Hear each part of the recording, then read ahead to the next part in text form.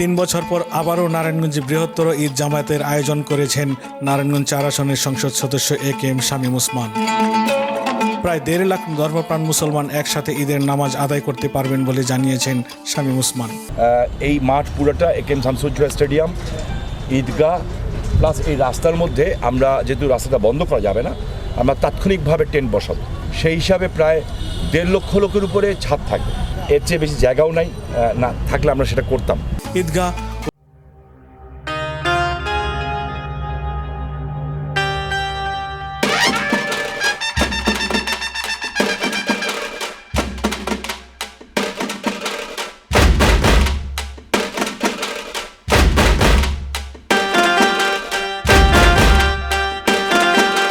আমাদের মহিলারা প্রচণ্ডভাবে চান ঈদের জামাতে অংশগ্রহণ করতে। আমি উপস্থিত মুসলিয়ানদেরকে এবং যারা এই ব্যাপারে জ্ঞান রাখেন তাদেরকে জিজ্ঞাসা করব, যদি মক্কা মদিনায় সব জায়গা হইতে পারে, বাইতুল মোকাররমে হতে পারে, যদি ওনারা অ্যালাউ করেন যে হ্যাঁ মহিলারাও পড়তে পারবে, তাহলে আগামীবার ইনশাল্লাহ আল্লাহর হুকুম হলে ওসমানী স্টেডিয়াম যেটা পাশে আছে সেই জায়গাটার একটা অংশ নিয়ে আমরা দরকার হলে মহিলাদের জন্য আমরা ঈদের জামাত ব্যবস্থা করব। সরেজমিনে দেখা গেছে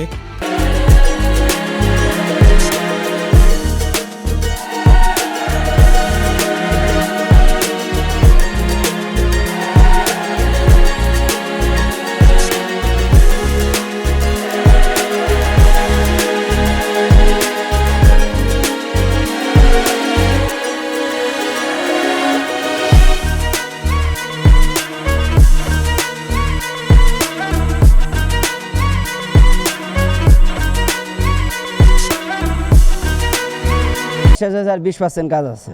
বিগত 3 দিন কাজ করছি। আজকে 5টা বাজে কিছু লোক ছাইরা দেবো, আর কিছু লোক থাকবো, আগামীকালকে ফিনিশিং দিয়ে চলে যাবো।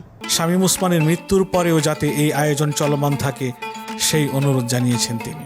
এই জামাতটা যাতে, আমার একটাই ইচ্ছা থাকবে, যদি আমার মৃত্যুর পরেও যাতে নারায়ণগঞ্জে যারা আছেন, আমাদের চেয়ে যোগ্য লোক যারা আছেন, তারা এই জামাতটাকে যাতে এর চেয়ে সুন্দর করে, এর চেয়েও বড় করে, এর চেয়েও ভালো করে যাতে আগামীতে করেন। এটাই আমার সবার কাছে অনুরোধ থাকবে, আবদার থাকবে, এবং আমি বিশ্বাস করি তারা অবশ্যই এটা করবে। সৌন্দর্যর দিক দিয়ে আমার মনে হয় বাংলাদেশের সবচেয়ে সুন্দর এটা হবে ইনশাল্লাহ, যদি আল্লাহর হুকুম হয়।